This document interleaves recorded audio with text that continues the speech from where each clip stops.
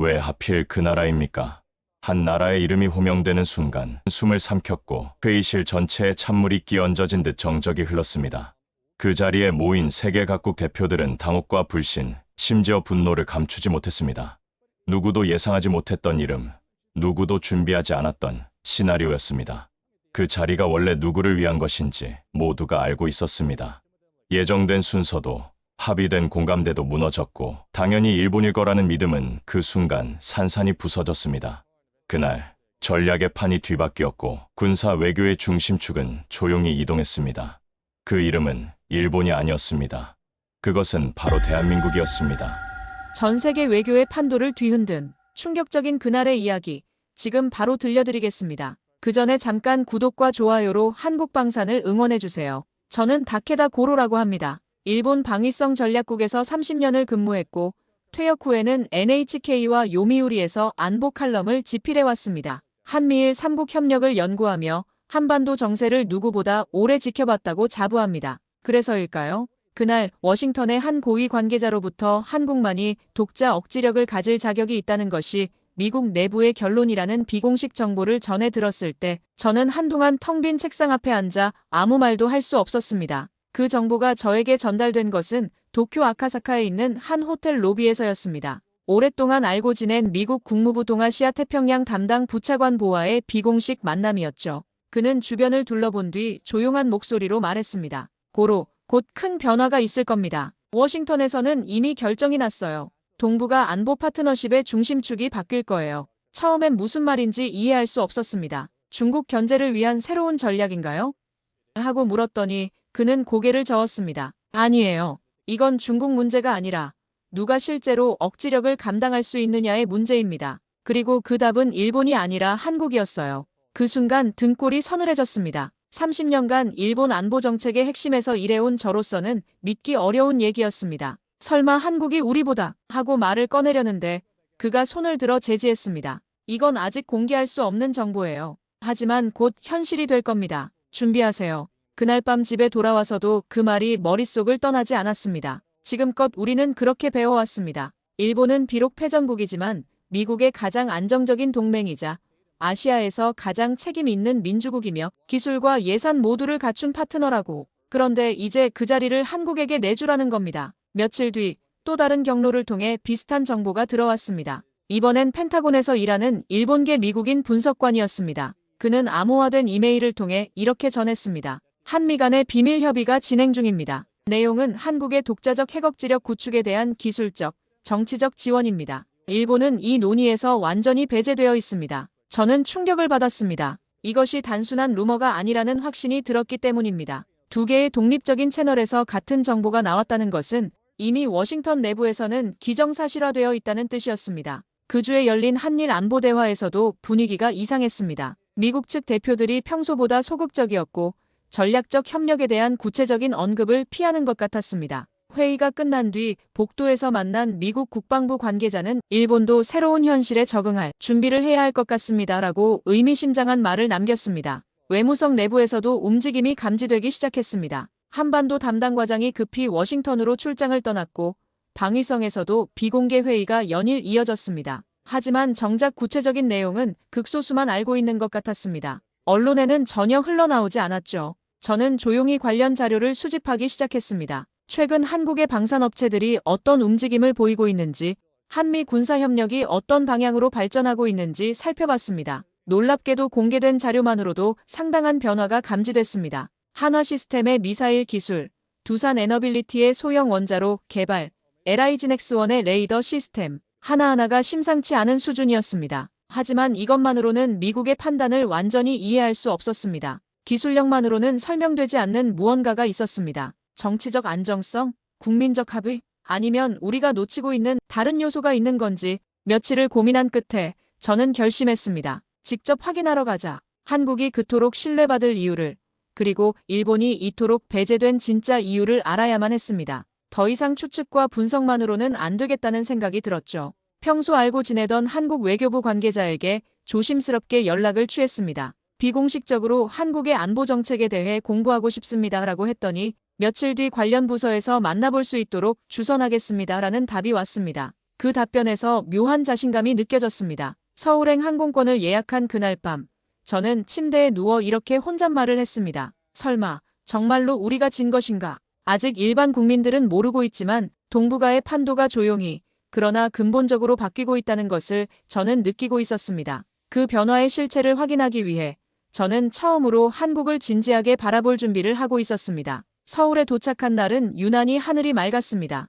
하지만 제 마음은 무겁기만 했습니다. 솔직히 말하자면 저는 이번 방문이 그저 미국의 전략적 판단을 확인하는 수준이 되리라 생각했습니다. 설마 한국이 정말로 일본을 앞설 리는 없다고 믿고 있었습니다. 인천공항에서 서울로 향하는 차 안에서 바라본 풍경은 예상보다 역동적이었습니다. 고속도로 양쪽으로 첨단 공장들이 즐비했고 특히 판교와 분당 일대의 연구단지들이 눈에 띄었습니다. 기사분이 자랑스럽게 말했습니다. 저기 보이는 건물들이 다 방산업체 연구소예요. 요즘 정말 바쁘대요. 그 말에서 묘한 자부심이 느껴졌습니다. 호텔에 짐을 풀고 나서 저는 우선 공개된 자료부터 다시 정리해봤습니다. 한국의 방산 수출액이 2023년 170억 달러를 넘어섰다는 통계, K9 자주포가 전 세계 9개국에 수출됐다는 기록, FA52 폴란드에서 48대 추가 주문을 받았다는 뉴스, 숫자만 봐도 놀라운 성장이었습니다. 첫 일정은 외교부 방문이었습니다. 저를 맞이한 담당자는 군더더기 없는 말투로 말했습니다.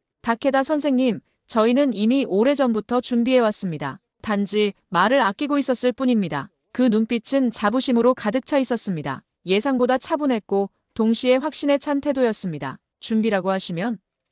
제가 조심스럽게 물었습니다. 그는 잠시 멈춰서더니 이렇게 답했습니다. 선생님께서 일본에서 30년간 안보 정책을 다뤄오셨으니 아시겠지만 진짜 안보는 말이 아니라 실체로 만들어지는 겁니다. 저희는 그 실체를 만들어 왔습니다. 그는 저를 회의실로 안내하며 몇 개의 문서를 내밀었습니다. 한화, 두산, 현대의 로고가 박힌 문서들이었고 내용은 충격적이었습니다. 극초음속 미사일 개발 로드맵, 스마트 소형 원자로 기술 보고서, 액체 연료 ICBM 추진체 설계 계획까지 일본 내에서조차 논의 수준에 머물러 있던 기술들이 이미 현실화 단계에 들어가 있었습니다. 이 모든 기술이 정말 실현 가능한 겁니까? 저는 믿기 어렵다는 표정으로 물었습니다. 그는 미소를 지었습니다. 한화 시스템의 현무 미사일이 작년에 실전 배치됐습니다. 사거리 800km, 정밀도 오차 3m 이내입니다. 두산 에너빌리티의 소형 원자로도 곧 첫 시제품이 나올 예정이고요. 이건 계획이 아니라 현실입니다. 저는 말없이 문서를 넘기다가 한 장에서 손이 멈췄습니다. 그곳에는 대한민국 핵태세 준비 일정표라는 제목이 적혀 있었습니다. 즉, 단순한 정치 선언이 아니라 기술적 실체가 존재하는 준비 체계였습니다. 우라늄 농축 기술, 핵연료 재처리 공정, 핵탄두 소형화 연구, 모든 항목의 구체적인 타임라인이 명시되어 있었습니다. 이건 정말 가능한 일정입니까?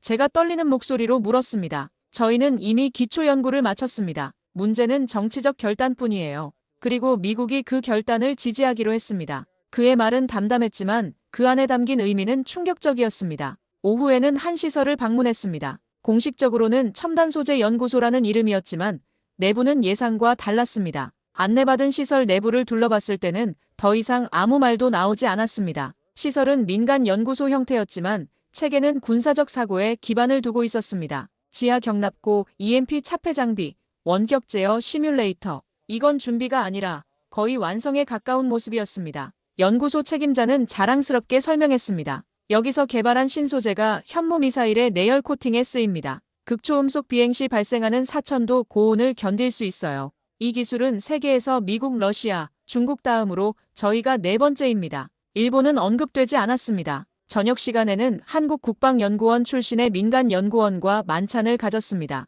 그는 조용한 목소리로 말했습니다. 저희가 조용했던 이유는 겸손해서가 아닙니다. 실력을 과시할 필요가 없었기 때문입니다. 일본은 기술을 발표하고 중국은 기술을 과장하고 러시아는 기술을 위협으로 포장합니다. 하지만 저희는 그냥 만들어 왔습니다. 만들어 왔다는 게 구체적으로 무엇을 의미합니까? 제가 물었습니다. KF-21 전투기가 내년에 실전 배치됩니다. 순수 국산 기술 비율이 65%예요. 한국형 삼축 체계도 완성 단계에 있습니다. 이름만 복잡하지 실제로는 북한의 핵 위협을 무력화할 수 있는 완전한 시스템입니다. 그 순간 깨달았습니다. 우리는 그동안 한국을 지나치게 단순한 이웃국가로만 인식해왔습니다. 기술은 따라올 수 있지만 전략적 사고나 국제적 신뢰는 우리가 앞선다고 믿었습니다. 그 믿음이 흔들리고 있었습니다. 담당자는 마지막으로 이렇게 말했습니다. 일본이 자랑했던 건 평화 원칙이었죠. 하지만 평화는 말로만 지켜지지 않습니다. 이제는 준비된 평화가 필요합니다. 저희는 그 준비를 했습니다. 그 말이 가슴에 박혔습니다. 회의실을 나오며 저는 고개를 들 수 없었습니다. 시작부터 무너진 자존심. 그러나 아직은 받아들이기 어려웠습니다. 정말 저 나라가 우리보다 먼저 중심에 섰단 말인가? 그 질문이 머릿속을 떠나지 않았습니다. 호텔로 돌아가는 택시 안에서 저는 창밖의 서울 야경을 바라보며 이런 생각을 했습니다. 이 도시가, 이 나라가 정말로 새로운 중심이 되고 있는 건가? 귀국하자마자 저는 NHK 뉴스 해설 프로그램에 출연 요청을 받았습니다. 직접 보셨다니 한국은 정말 그런 준비가 되어 있습니까?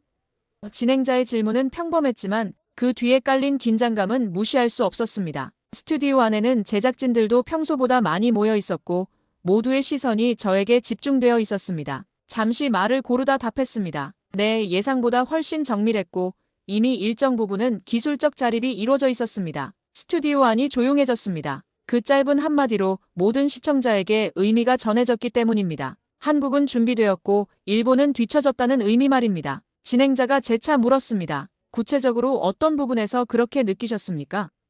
저는 신중하게 답했습니다. 기술 개발의 속도와 실용화 능력, 그리고 무엇보다 국가적 의지의 일관성이 인상적이었습니다. 우리가 논의할 때 그들은 실행하고 있었습니다. 방송이 끝나고 복도에서 만난 PD가 조용히 말했습니다. 선생님, 시청자 반응이 심상치 않습니다. 실시간 댓글이 폭주하고 있어요. 스마트폰으로 확인해보니 정말 대단했습니다. 한국이 우리보다 앞서 있다는 건가?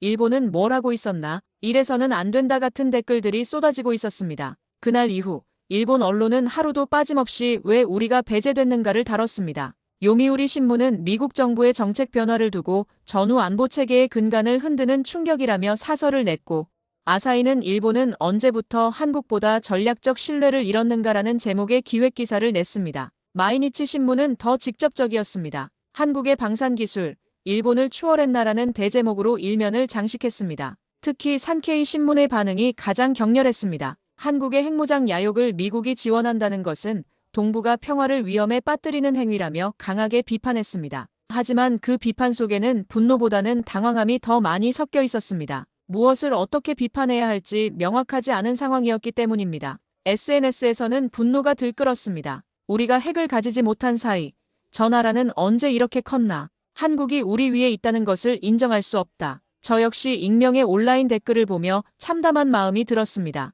하지만 동시에 이런 댓글도 많이 보였습니다. 우리도 이제 현실을 인정해야 한다. 감정보다는 전략적 대응이 필요하다. 일주일 뒤 국회에서 열린 안보위원회 회의는 아수라장이었습니다. 자민당 강경파 의원이 단상을 두드리며 소리쳤습니다. 이대로라면 일본도 독자적 억지력을 논의해야 한다.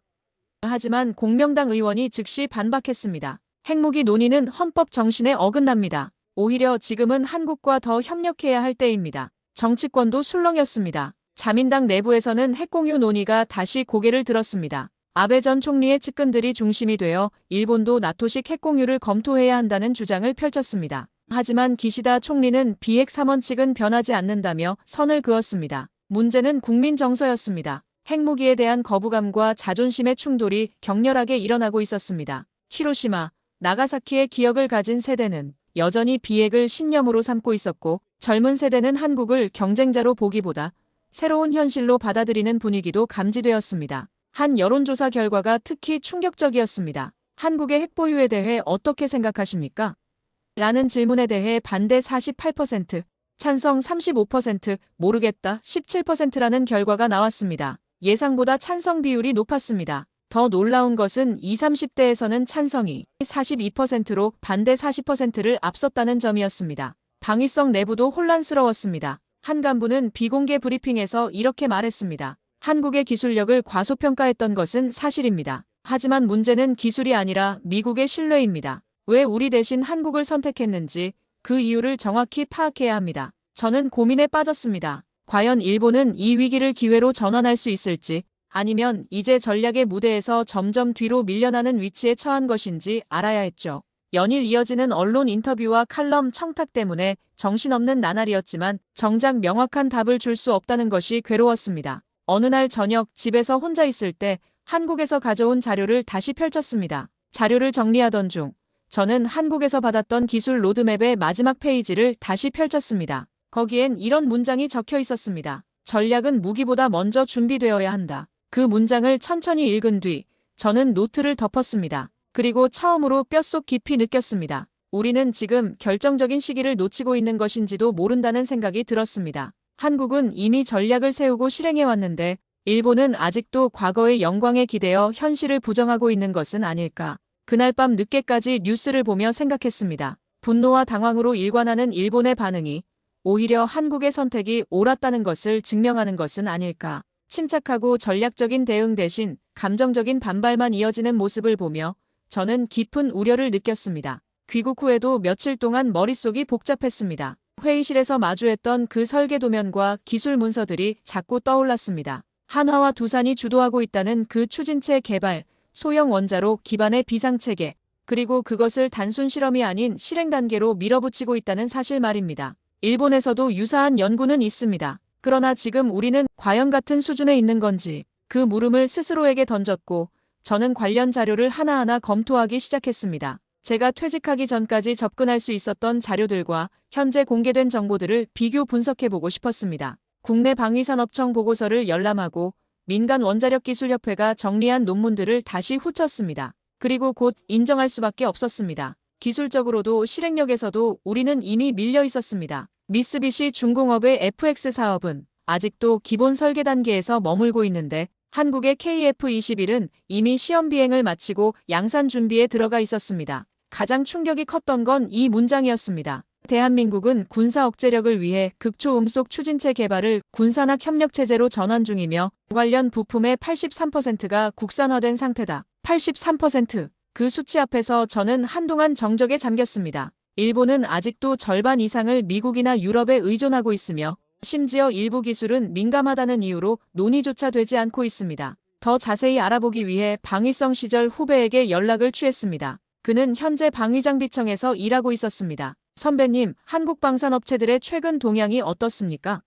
하고 물으니 그의 대답은 의외였습니다. 솔직히 말씀드리면 우리가 따라잡기 어려운 수준입니다. 특히 시스템 통합 능력에서는 이미 격차가 벌어졌어요. 시스템 통합이라고 하면 한국은 레이더, 미사일, 지휘 통제, 전자전까지 하나의 플랫폼에서 통합 운용할 수 있는 기술을 갖고 있습니다. 우리는 아직도 각 시스템별로 따로 개발하고 있어요. 통합은 나중 문제고요. 그 말을 듣고 무릎을 쳤습니다. 바로 그것이었습니다. 개별 기술은 따라갈 수 있어도 시스템으로 만드는 능력에서 차이가 난 것입니다. 후배는 더 충격적인 이야기를 들려줬습니다. 작년에 한국 업체들이 개발한 해상 레이더 시스템을 직접 봤는데 정말 놀랐습니다. 탐지거리나 정확도도 뛰어났지만 무엇보다 사용자 인터페이스가 직관적이었어요. 일본 제품들은 아직도 복잡하고 사용하기 어려운데 말이에요. 기술만의 문제가 아니었습니다. 한국은 정치적 논쟁이 있어도 전략적 사안에 있어선 일정 수준의 국민적 합의를 바탕으로 움직이고 있었습니다. 우리는 여전히 반대 여론에 갇혀 있거나 과거의 이미지에 기대고 있는 경우가 많았습니다. 특히 방위비 증액이나 새로운 무기체계 도입에 대해서는 항상 격렬한 논쟁이 벌어졌습니다. 한 예로 일본의 장거리 미사일 개발 계획을 보면 명확해집니다. 2018년에 시작된 스탠드오프 미사일 개발 사업이 아직도 시제품 단계에 머물고 있습니다. 예산 문제, 기술 문제, 정치적 반대 등이 복합적으로 작용한 결과입니다. 반면 한국의 현무 미사일은 이미 실전 배치가 완료됐습니다. TV 뉴스에서는 자민당 강경파가 우리도 핵추진 기술을 본격화해야 한다는 발언을 하고 있었지만 그 뒷배경은 공허하게 느껴졌습니다. 한국은 이미 실현 가능성과 실행력 두 가지를 모두 손에 쥐고 있었던 반면 우리는 이제 막 해야 한다는 말만 되풀이하고 있었으니까요. 더욱 놀라운 것은 한국의 연구개발 투자 규모였습니다. 한국 정부는 국방 R&D에 GDP의 0.6%를 투자하고 있었습니다. 일본은 0.3%에 불과했습니다. 절대 금액으로 봐도 한국이 15조 원, 일본이 12조 원으로 한국이 앞서고 있었습니다. 경제 규모를 고려하면 한국의 투자 강도가 얼마나 높은지 알 수 있었습니다. 연구개발뿐만 아니라 생산 능력에서도 차이가 났습니다. 한국은 현대로템, 한화시스템, 두산에너빌리티 등 민간 대기업들이 방산업에 적극적으로 투자하고 있었습니다. 일본은 미쓰비시 중공업, 가와사키 중공업 등 전통적인 방산업체들이 있지만 신기술 분야에서는 투자가 소극적이었습니다. 특히 한국의 스타트업 생태계가 인상적이었습니다. 드론, 사이버 보안, 인공지능 등 미래 전장의 핵심 기술들을 개발하는 신생 기업들이 정부의 적극적인 지원을 받고 있었습니다. 일본에서는 이런 기업들이 방산업에 진입하기 어려운 구조였습니다. 그날 밤 저는 정리해둔 메모의 한 줄을 오래 바라봤습니다. 차이는 말이 아니라 실천에서 생긴다. 그리고 알게 되었습니다. 우리가 한국을 얕봤던 이유는 그들이 조용했기 때문이었습니다. 말 대신 준비해온 그 시간들이 지금 우리를 뒤흔들고 있었습니다. 일본은 여전히 기술대국이라는 자부심에 빠져 있었지만 실제로는 시스템 통합 능력, 양산 능력, 그리고 무엇보다 실행 속도에서 한국에게 밀리고 있었습니다. 이것이 미국이 한국을 선택한 이유 중 하나였을 것입니다. 말로만 하는 기술이 아니라 실제로 작동하는 기술을 가진 파트너를 원했던 것입니다. 그 현실을 받아들이기는 쉽지 않았지만 부정할 수도 없었습니다. 한국은 조용히 그러나 확실히 기술 격차를 벌려놓고 있었습니다. 며칠 뒤 저는 도쿄에 있는 주일 프랑스 대사관에서 열린 방산 세미나에 초청을 받았습니다. 주제는 인도태평양 안보 파트너십이었고 주요 연사 중에는 프랑스 국방정책연구소 연구원과 폴란드 방산기업 대표 그리고 독일 전략연구소 소속의 안보 전문가도 있었습니다. 유럽 각국의 안보 전문가들이 아시아 정세를 어떻게 보고 있는지 직접 들을 수 있는 좋은 기회였습니다. 세미나가 시작되자마자 저는 놀라운 사실을 발견했습니다. 흥미로웠던 건 그들의 입에서 자연스럽게 한국이라는 이름이 반복되었다는 점이었습니다. 유럽은 이제 아시아의 기술 파트너로 한국을 선택하고 있다. 일본은 신중하지만 한국은 실행이 빠르다. 심지어 독일 대표는 한국과의 협력은 품질과 투명성 모두를 충족시킨다고 말했습니다. 프랑스 연구원의 발표는 더욱 구체적이었습니다. 2023년 유럽 각국의 방산 도입 현황을 보면 한국산 무기의 점유율이 급격히 증가했습니다. 특히 폴란드의 경우 전체 방산 도입의 40%를 한국에서 조달했습니다. 이는 미국산 다음으로 높은 비중입니다. 그는 슬라이드를 넘기며 계속했습니다. K9 자주포, FA-50 경공격기, 천무 다연장 로켓 등이 나토 표준에 완벽히 호환되면서도 가격 경쟁력까지 갖추고 있습니다. 그 자리에서 일본은 한 차례도 언급되지 않았습니다. 대화의 중심은 분명 한국이었습니다. FA-50 경공격기, K9 자주포, 천무 로켓 체계, 이미 실전 성능이 입증된 무기들이 폴란드, 핀란드, 노르웨이 등 유럽 여러 나라에서 채택되었고 기술 이전과 공동 개발을 통한 전략적 파트너십도 확대되고 있었습니다. 폴란드 대표의 발언은 특히 인상적이었습니다. 한국과의 방산 협력은 단순한 무기 구매가 아닙니다. 우리는 현재 폴란드 내에 한국 기업들과 합작으로 생산 라인을 구축하고 있습니다. K9 자주포는 폴란드에서 직접 생산되고 있고 KF-21 전투기의 일부 부품도 폴란드에서 제조할 예정입니다. 이는 단순한 수출이 아니라 기술 이전을 통한 진정한 파트너십을 의미했습니다. 한 세션이 끝난 뒤 저는 폴란드 국방부 자문역과 따로 짧은 대화를 나눴습니다. 그는 이렇게 말했습니다. 한국과의 협력은 단순한 구매가 아니라 신뢰의 계약입니다. 그들은 미국 기준의 투명성과 아시아의 생산력을 동시에 갖고 있죠. 그리고 무엇보다 지금의 일본보다 훨씬 유연합니다. 그 말을 듣는 순간 마음이 서늘해졌습니다. 유연하다는 것이 구체적으로 무엇을 의미합니까? 제가 물었습니다. 기술 이전에 대한 태도입니다. 일본 기업들은 핵심 기술을 공유하는 것을 꺼려하죠. 하지만 한국은 다릅니다. 물론 최첨단 기술은 보호하지만 파트너에게 필요한 기술은 과감하게 이전합니다. 그래서 우리가 한국을 선택한 겁니다. 독일 전략연구소 연구원과의 대화는 더욱 충격적이었습니다. 한국의 방산업체들은 유럽 기업들과 협력할 때 매우 실용적입니다. 탁상 공론보다는 실제 결과를 중시하죠. 반면 일본 기업들은 아직도 관료적인 절차와 형식을 중시하는 경향이 있습니다. 그는 구체적인 사례도 들어줬습니다. 한화 시스템과 독일 라인메탈이 공동 개발한 차세대 포탄 기술이 있는데 개발 기간이 예상보다 2년이나 단축됐습니다. 한국 측의 빠른 의사결정 덕분이었죠. 불과 10년 전만 해도 일본은 유럽에서 기술 신뢰도 1위 국가였습니다. 그러나 지금은 한국이 그 자리를 가져가고 있었습니다. 특히 우크라이나 전쟁 이후 유럽 각국이 방산업체 다변화를 추진하면서 한국이 가장 큰 수혜자가 된 것 같았습니다. 세미나 마지막 세션에서는 미래방산 협력 전망이라는 주제로 토론이 이어졌습니다. 핀란드 대표가 흥미로운 발언을 했습니다. 한국은 이제 단순한 무기 공급국이 아닙니다. 우리와 함께 미래 전장 개념을 설계하는 파트너입니다. AI 기반 지휘 통제 시스템, 무인체계 통합 운용, 사이버, 물리 융합 방어 체계, 이런 분야에서 한국은 미국과 함께 선두그룹에 있습니다. 귀국 후 저는 다시 신문을 펼쳤습니다. 프랑크푸르터 알게마인에는 이렇게 보도했습니다. 한국은 이제 단순한 무기 생산국이 아니라 핵억지 체계를 갖춘 전략 파트너로 떠오르고 있다. 르몽드도 비슷한 논조였습니다. 동북아 안보 구조 변화의 중심에 한국이 있다고 분석했습니다. 영국 파이낸셜 타임스의 기사는 더욱 직설적이었습니다. 한국의 방산업체들이 글로벌 시장에서 일본을 제치고 아시아 대표 기업으로 자리 잡고 있다. 기사는 구체적인 수치도 제시했습니다. 2023년 기준 한국의 방산 수출액은 170억 달러로 일본의 80억 달러를 크게 앞섰다. 더 중요한 것은 성장률이다. 한국은 전년 대비 78% 증가한 반면 일본은 12% 증가에 그쳤다. 그 기사를 읽고도 한참을 눈을 떼지 못했습니다. 국제사회는 이미 한국이라는 이름을 단순한 개발도상국이 아닌 전략 질서를 주도할 국가로 바라보고 있었습니다. 유럽의 시각에서 보면 한국은 이미 일본을 넘어선 신뢰할 만한 파트너였습니다. 우리는 여전히 가능성이라는 단어를 입에 담고 있는데 그들은 이미 결과를 보여주고 있었습니다. 한때 우리가 선망받았던 그 자리에 지금은 조용히 그러나 확실하게 한국이 올라서고 있는 것이었습니다. 유럽이라는 제3자의 시각을 통해 본 한국의 위상은 제가 서울에서 직접 느꼈던 것보다도 더욱 확고해 보였습니다. 그날 밤 저는 깊은 생각에 잠겼습니다. 세계는 이미 한국을 중심으로 움직이기 시작했는데 일본만 아직도 과거에 머물러 있는 것은 아닐까 하는 우려가 들었습니다. 유럽의 인정을 받고 돌아온 뒤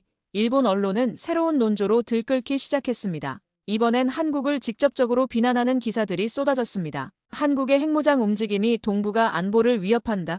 미국의 선택이 한중일 균형을 무너뜨리고 있다. 언뜻 보기엔 원론적인 비판처럼 보였지만 그 안에는 일본 내부의 분노와 위기감이 분명히 배어 있었습니다. 산케이 신문은 연일 사설을 통해 한국을 공격했습니다. 한반도 비핵화라는 기본 원칙을 포기하고 핵무장을 추진하는 것은 국제사회에 대한 배신 행위라고 주장했습니다. 요미우리도 한국의 독자 핵보유는 NPT 체제에 대한 정면 도전이라며 비판 수위를 높였습니다. 하지만 이런 비판들은 논리적이기보다는 감정적인 색채가 강했습니다. 그런데 그런 비판은 일본만의 것이 아니었습니다. 북한은 즉시 미사일 발사로 반응했고 한국이 핵을 갖는 순간 우리는 선제 대응 권리를 행사할 것이다라고 공언했습니다. 김정은은 당 중앙위원회 확대회의에서 남조선 괴뢰들의 핵무장 기도는 우리의 생존권에 대한 직접적 위협이라며 강하게 반발했습니다. 중국 역시 언론과 외교 채널을 통해 동북아의 새로운 군비 경쟁의 문을 열지 말라며 한국을 압박하기 시작했습니다.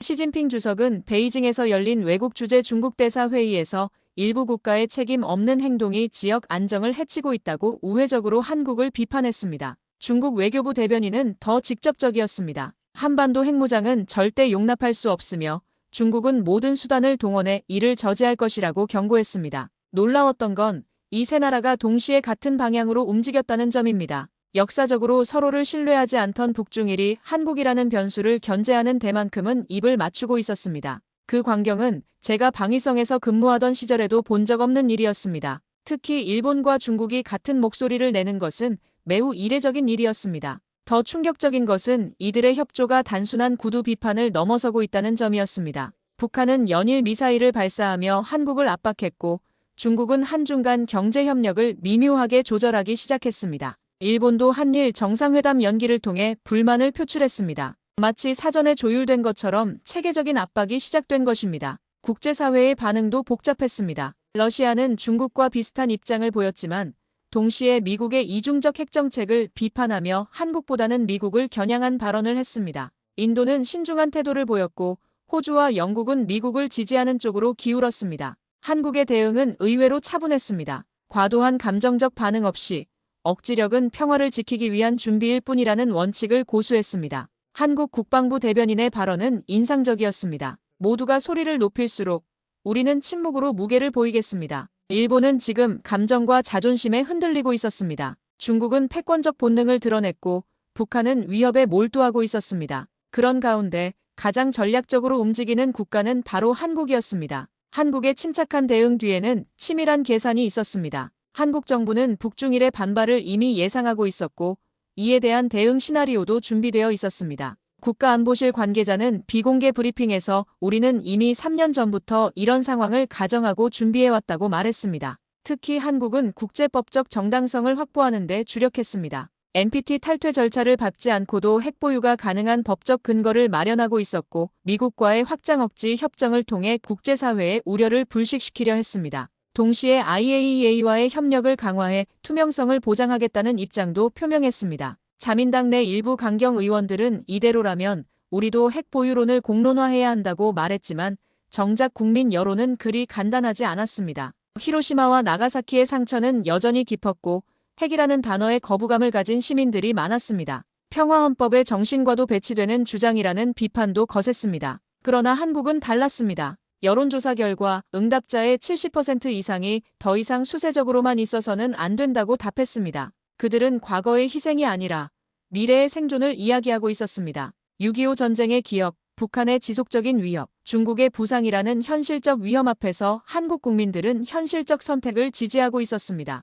한국 정부는 이런 국민적 지지를 바탕으로 더욱 자신감 있게 움직였습니다. 외교부는 각국 대사를 불러 한국의 입장을 설명했고 국방부는 억지력 구축의 필요성을 논리적으로 제시했습니다. 동시에 경제적 보복에 대비한 대안시장 개척에도 나섰습니다. 그날 밤 저는 침묵을 택한 한국의 전략이 어쩌면 지금 동북아에서 가장 냉정하고 단단한 움직임이라는 생각을 하게 되었습니다. 주변국들의 거센 반발과 압박 속에서도 흔들리지 않는 모습은 이미 한국이 진정한 강국의 면모를 갖추고 있다는 증거처럼 보였습니다. 반면 일본은 여전히 과거의 틀에 갇혀 현실을 제대로 파악하지 못하고 있는 것 같았습니다. 그날은 우연히 한 여론조사 결과를 본 것이 계기였습니다. 대한민국 국민 73%, 핵억지력은 반드시 필요하다. 특히 60대 이상 응답자 중에서는 75%가 적극 찬성 의견을 보였습니다. 그 수치를 처음 접했을 때 저는 한동안 시선을 거둘 수 없었습니다. 더 놀라운 것은 세부 내용이었습니다.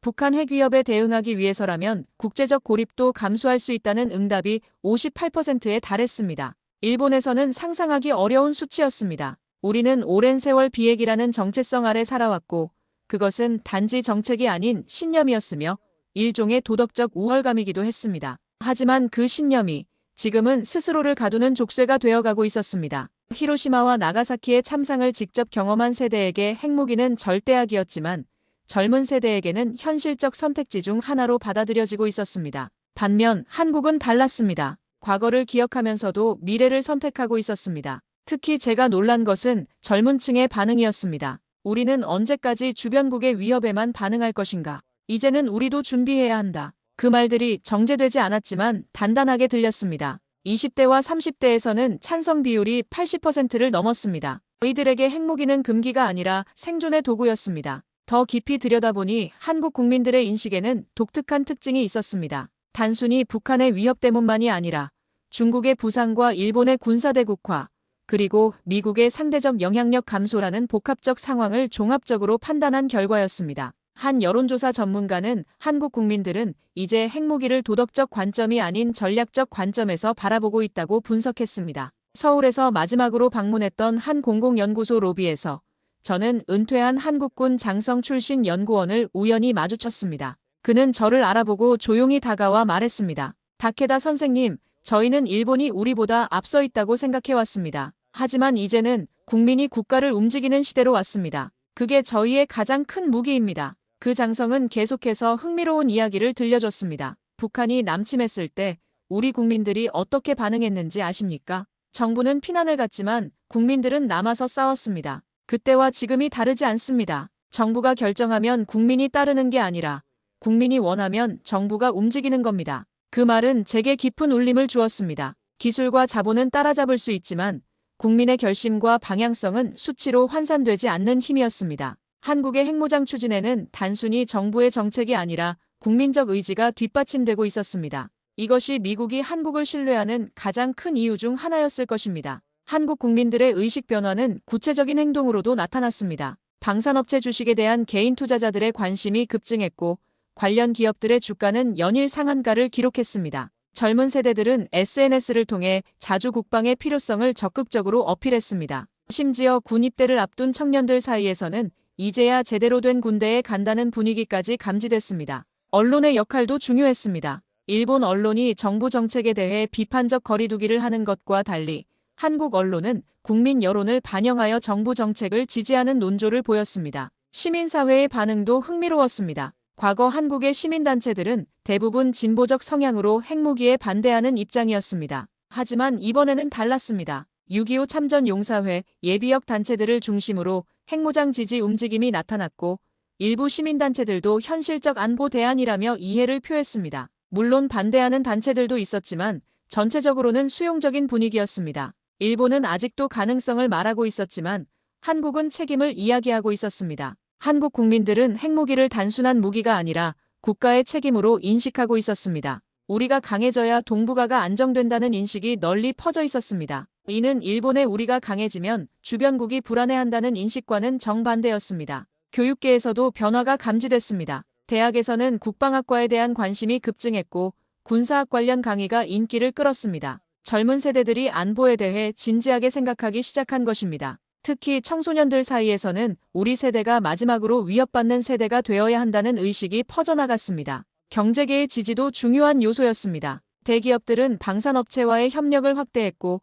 중소기업들도 방산 분야 진출에 적극적이었습니다. 삼성, LG, SK 등 주요 그룹들이 방산 관련 투자를 늘리면서 국방 산업이 미래 먹거리라는 인식이 확산됐습니다. 한 재계 관계자는 국방력이 곧 경제력이라는 것을 깨달았다고 말했습니다. 그날 밤 저는 칼럼 원고를 쓰려다 멈췄습니다. 무엇을 써야 이 감정을 표현할 수 있을까? 기술력? 외교력? 아니었습니다. 이 나라는 국민이 움직이고 있었습니다. 그게 모든 것을 바꾸고 있었습니다. 정부가 국민을 설득하는 것이 아니라 국민이 정부를 떠밀고 있었습니다. 그리고 저는 그때 처음으로 그 모든 움직임을 존중해야 한다는 감정을 스스로 인정하게 되었습니다. 한국의 선택이 옳고 그름을 떠나 그 선택 뒤에 있는 국민적 의지만큼은 부정할 수 없었습니다. 이것이 바로 민주주의의 힘이었고 동시에 한국이 가진 가장 강력한 무기였습니다. 저는 마지막 일정을 위해 제네바로 향했습니다. UN 군축회의가 열리는 그곳에서 미국, 프랑스,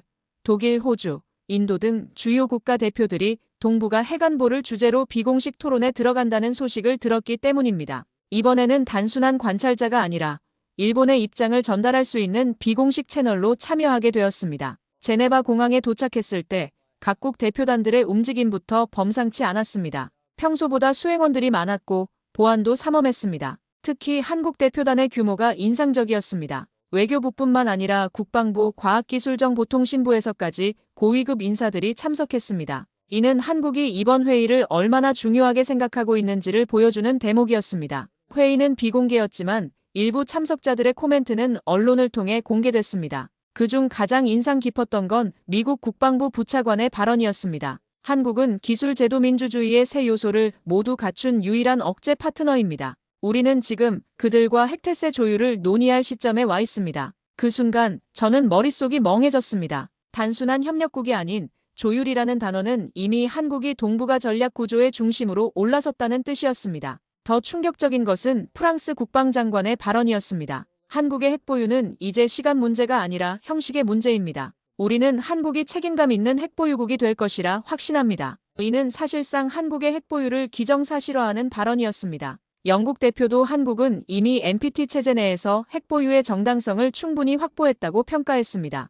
회의 중간 휴식 시간에 저는 우연히 독일 대표와 마주쳤습니다. 그는 조용히 다가와 말했습니다. 다케다 씨, 일본도 이제 현실을 받아들여야 할 때입니다. 한국은 더 이상 일본의 뒤를 따르는 나라가 아닙니다. 오히려 일본이 한국을 따라가야 할 상황이 되었어요. 그 말이 가슴에 박혔습니다. 오후 세션에서는 더욱 구체적인 논의가 이어졌습니다. 한국 대표가 발표한 책임감 있는 핵보유 로드맵은 참석자들을 놀라게 했습니다. 핵 확산 방지를 위한 투명한 절차, IAEA와의 전면적 협력, 동맹국과의 핵태세 공유 시스템까지 모든 것이 치밀하게 계획되어 있었습니다. 이는 단순히 핵무기를 보유하겠다는 선언이 아니라 국제 핵질서에 책임감 있게 참여하겠다는 의지의 표현이었습니다. 회의가 끝난 뒤 저는 한 유럽 외교관과 짧은 대화를 나눴습니다. 그는 이렇게 말했습니다. 솔직히 일본은 너무 조심스럽고 한국은 지금 움직이는 국가입니다. 유럽에서도 이제는 한국과 전략 파트너십을 전제로 외교를 설계하고 있습니다.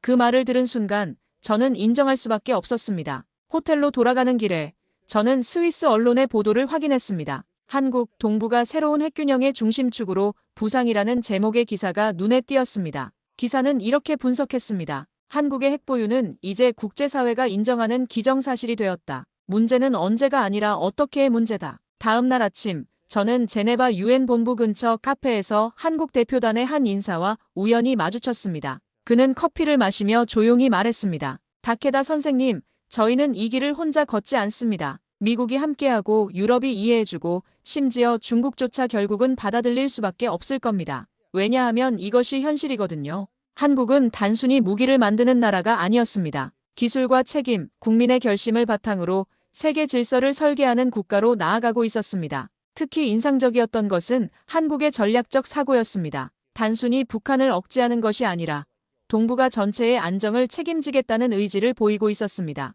서울에서 돌아오던 날, 저는 공항 로비에서 이런 장면을 보았습니다. 군복을 입은 청년 2명이 조용히 걸어가고 있었습니다. 한 사람은 왼손에 책을 들고 있었고 다른 한 사람은 입구 쪽을 지그시 바라보며 서 있었습니다. 무언가를 말하지 않아도 그들이 이 나라의 책임이 무엇인지 알고 있다는 느낌이 들었습니다. 그들의 눈빛에서 자부심과 사명감을 동시에 읽을 수 있었습니다. 일본행 비행기에 오르면서 저는 지난 몇 주간의 경험을 정리해봤습니다. 지금까지 저는 수많은 전략 문서를 읽고 수십 차례의 한미일 3국 회의에 참여했습니다. 하지만 단 한 번도 한국이 중심이 될 수 있다는 생각은 해본 적이 없었습니다. 그것은 제 고정관념이었고 동시에 일본 전체의 착각이었을지도 모릅니다. 그러나 이제는 확신합니다. 이 나라는 이미 전략의 무게를 감당할 준비가 끝난 나라입니다. 기술적 준비만이 아니라 정신적, 국민적 준비까지 모두 완료된 상태였습니다. 한국은 더 이상 누군가의 보호를 받는 나라가 아니라 누군가를 보호할 수 있는 나라가 되어 있었습니다.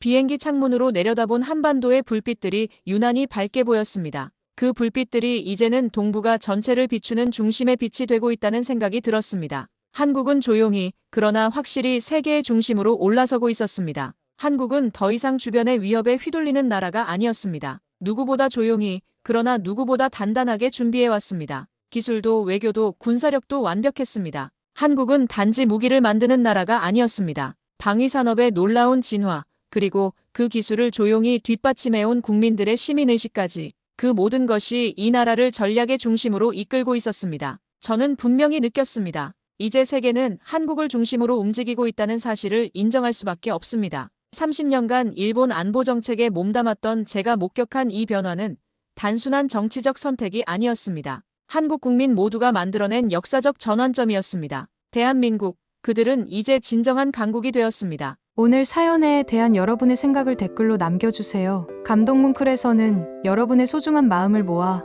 사연 주인공들에게 전해드리고 있습니다. 여러분 주변에 감동적이거나 재미있는 실제 사연들을 제보받고 있으니 언제든 저희 공식 메일로 제보해주세요. 오늘 들려드린 사연에 공감하셨다면 구독과 좋아요 눌러주시고 주변 분들과도 공유해주세요. 여러분의 작은 관심과 응원이 더욱 좋은 콘텐츠를 만드는데 큰 힘이 됩니다. 오늘도 여러분의 하루의 작은 즐거움이라도 되었기를 바라며 지금까지 감동뭉클이었습니다. 끝까지 시청해주셔서 감사합니다. 다음에 더 감동적인 사연으로 찾아뵙겠습니다.